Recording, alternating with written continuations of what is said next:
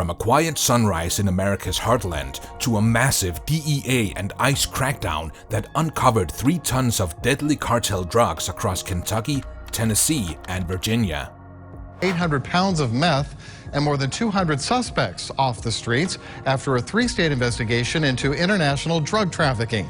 DEA special agents work closely with law enforcement in Tennessee, Kentucky, and West Virginia. It was exactly 5 a.m. when the quiet morning suddenly broke apart. In just a few seconds, peaceful towns across Kentucky, Tennessee, and West Virginia transformed into a full-scale operations zone. What looked like normal neighborhoods were suddenly surrounded by armored vehicles, tactical teams, and flashing lights. The DEA led the front charge, but they weren't alone. ICE Homeland Security agents locked down roads and escape routes, while FBI strike teams ran point on the most dangerous targets. Every agency moved together like a machine built for one purpose: to take down a powerful foreign cartel that had quietly rooted itself deep inside American communities. Investigations began earlier this year, and in addition to taking drugs off the streets, officials say since January they've arrested 235 people and seized more than $800,000. From above, thermal drones painted heat signatures over homes, barns, storage units, and old warehouses. This wasn't guesswork.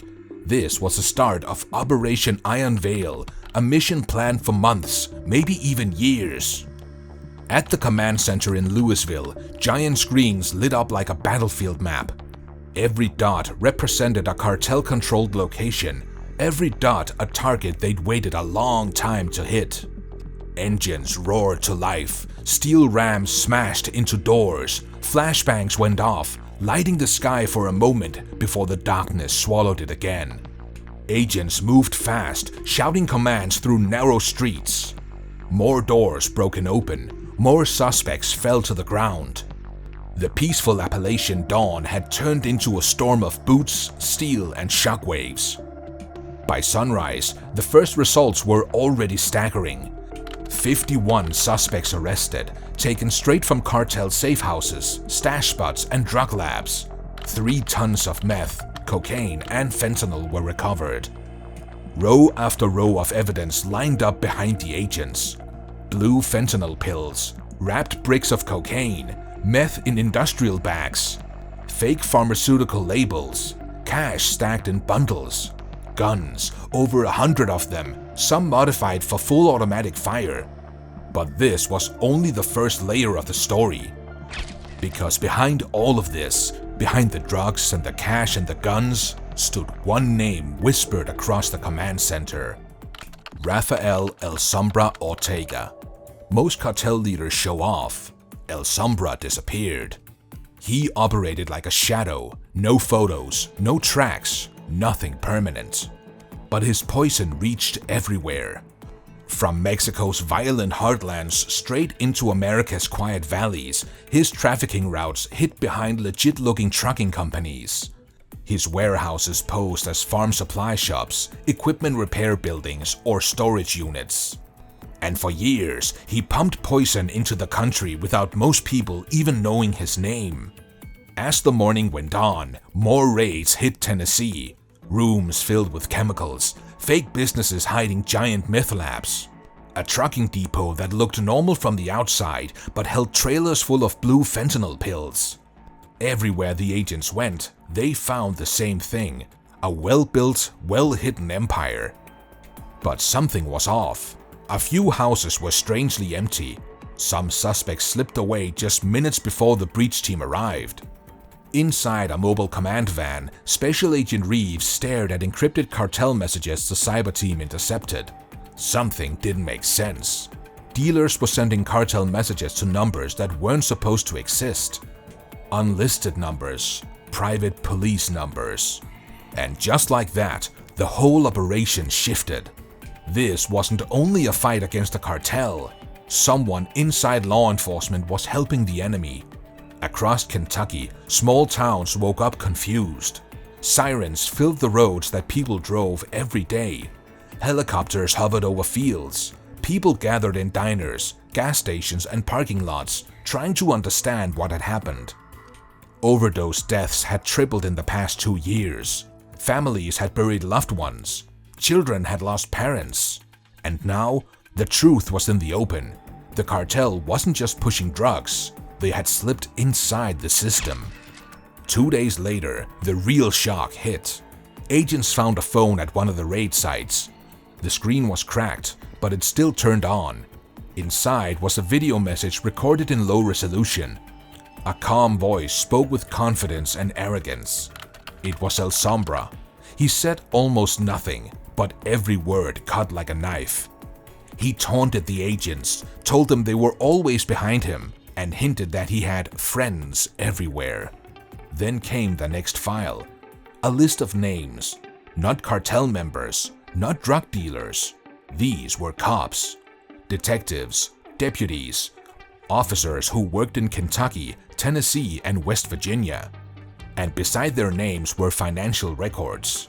Wire transfers from Mexico, shell company deposits, fake bonuses disguised as overtime payments. Proof. Real proof. El Sombra hadn't broken into America. He had bought pieces of it. The scandal exploded nationwide. Governors demanded answers. Senators held meetings. The headlines were non-stop. Suddenly, it wasn't just a drug crisis. It was corruption inside the badge itself. That's when Washington moved fast and launched a new force, Project Sentinel. Before dawn on day 3, unmarked vans rolled up to police stations across 3 states. Officers walked out in handcuffs as their co-workers looked on in shock. From here, it only got bigger.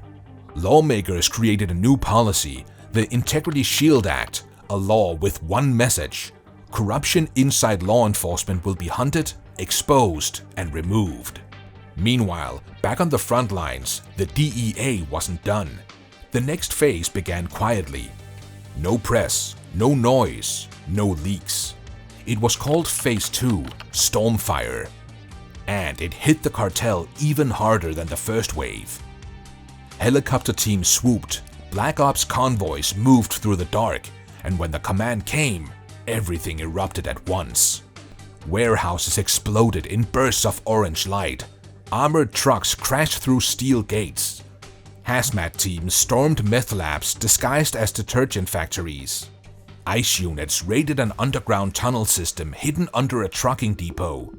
They found trailers packed with blue fentanyl pills, each one stamped with fake pharmacy logos. One container alone held enough poison to kill half the state. In West Virginia, an FBI team cornered Manuel Cano, El Sombra's right-hand man. A short burst of gunfire echoed through an old coal mine. When the dust settled, Cano lay dead beside crates of cash and encrypted transmitters. But even in his death, he left one last blow. His phone held fresh proof that police dispatch codes were still being leaked minutes before raids. Someone else was still feeding the cartel. By now, the evidence hangar in Louisville looked like a battlefield trophy room. Rows of drug-filled crates, stacks of weapons, counterfeit pills, and millions in cash sat under bright white lights. Reporters watched from behind barricades. Officials walked the aisles in disbelief. 3 tons of drugs were seized. Millions of lives saved. A cartel empire torn apart. But despite all this victory, one name was still missing: Rafael El Sombra Ortega. No one knew where he went. Some say he escaped toward Guatemala. Others whispered he was still in the US, hiding in plain sight. The truth remained a mystery. And just when things seemed to settle, satellite surveillance over the Gulf of Mexico picked up something new. Cargo holds rebuilt for speed.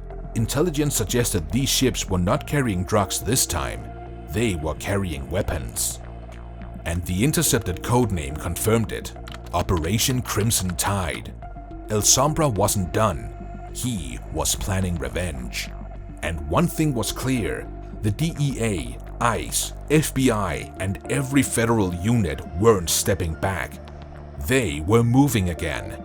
Because when cartels evolve, America evolves too. Thanks for watching this mission report. Stay tuned for the next chapter when the battle shifts offshore, because this war is far from over.